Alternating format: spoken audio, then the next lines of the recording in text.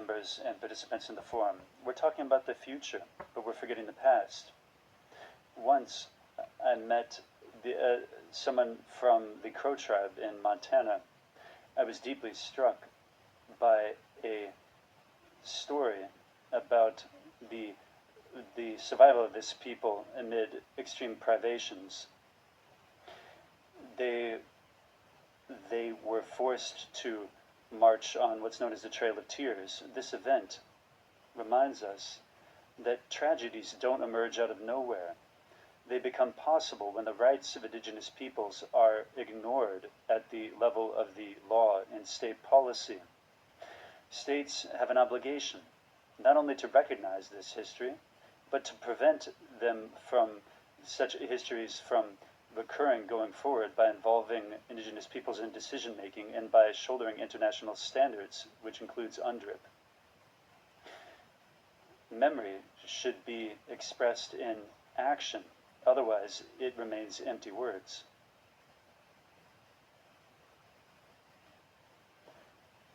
One moment, please.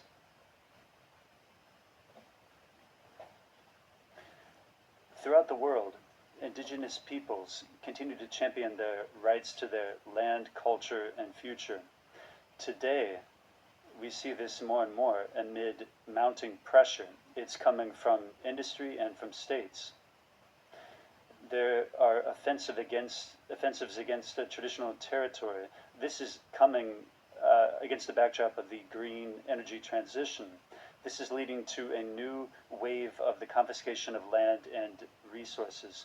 We need to be clear-eyed about the following: ignoring the rights of indigenous peoples, including the right to land and FPIC. This is a direct violation of international standards. In tandem with this, we're seeing a systemic narrowing of the space for civil society. As for the Russian Federation, Natalia Yangar, Andrei, and other figures have seen direct pressure exerted on experts and rights defenders in the area of indigenous peoples. There was an act of intimidation, searches of indigenous peoples and arrests of indigenous peoples. This shows the escalation of the trend I mentioned before. I'm compelled to say that this pressure also infringes on the activities of international mechanisms. As a member of the Permanent Forum, I personally have been searched and seen my technology be confiscated. This violates my laws, but not only that, it also impedes the implementation of the mandate, which is to protect the rights of indigenous peoples.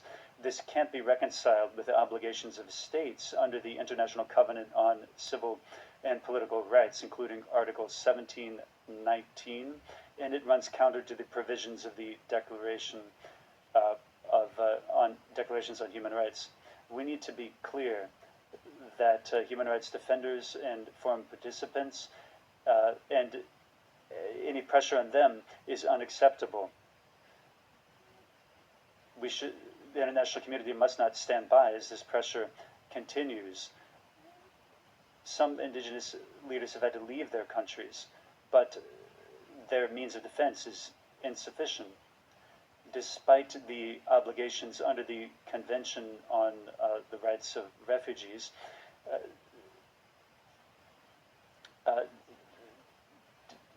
the protection from national pressure has remained limited.